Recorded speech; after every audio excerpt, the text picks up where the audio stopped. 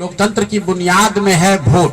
सबको वोट देने का, स्वतंत्र होकर वोट देने का अधिकार होना चाहिए। स्वतंत्र भारत के इतिहास में पहली बार ऐसा हुआ है जब समाज का जो गरीब तबका है उसका वोट खरीद लिया गया।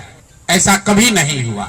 मैं बहुत जिम्मेवारी से कह रहा हूं, 75 साल के देश के इतिहास में ऐसा कभी नहीं हुआ कि सरकार ने गरीब तबके के करोड़ों वोट 10-10 हजार रुपए में खरीदा है, 5.5 रुपया दैनिक के हिसाब से।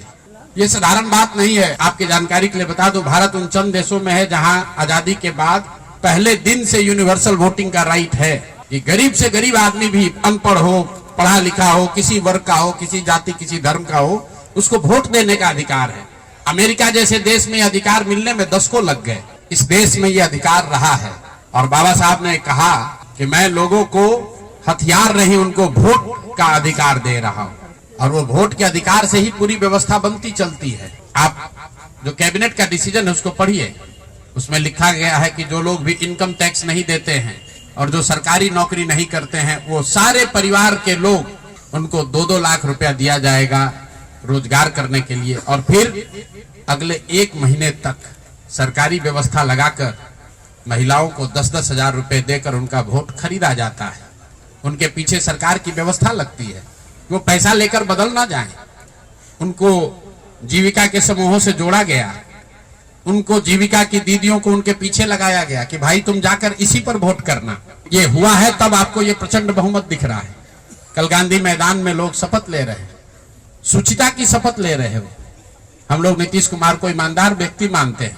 मैं व्यक्तिगत तौर पर उनसे जुड़ा रहा हूं, व्यक्तिगत तौर पर ईमानदार। लेकिन ये ईमानदारी की कौन सी परिभाषा है? सिर्फ कॉन्ट्रैक्टर से और ट्रांसफर पोस्टिंग में पैसा लेना ही बेईमानी नहीं है। संविधान में जो बात लिखी गई है उसकी अवहेलना भी बेईमानी है। और ये सिर्फ बिहार का मसला नहीं है, पूरे देश के लोगों को ये बताना चाहता हूं, ये बिहार के चुनाव के परिणाम, आप इसको गंभीरता से लीजिए। ये जनसुराज का मामला नहीं है। अगर ये चीज अलाउ कर दी जाए तो देश से लोकतंत्र खत्म हो जाएगा। कोई भी दल जो सत्ता में है वो कभी चुनाव ही नहीं हारेगा। किसी भी सरकार के लिए 15, 20, 30 हजार करोड़ रुपया कहीं से कर्ज लेकर भी बांटने में कोई दिक्कत नहीं, कोई कर सकता है। आप देखिए बिहार सरकार के पास पैसा नहीं था, कंटीजेंसी फंड से पैसा डाइवर्ट करके, वर्ल्ड बैंक का पैसा जो दूसरे काम के लिए था उसको डाइवर्ट करके ये वोट खरीदा गया है।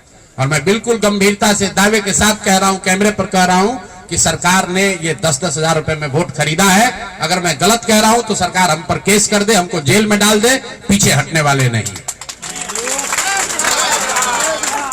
गांधी जी ने जब अहिंसा की परिभाषा लिखी है तो उसमें लिखा है कि अन्याय का प्रतिकार होना चाहिए। हमारा कोई द्वेष नहीं है, हमारा कोई झगड़ा नहीं, हमारी कोई लड़ाई नहीं है, लेकिन ये अन्याय है।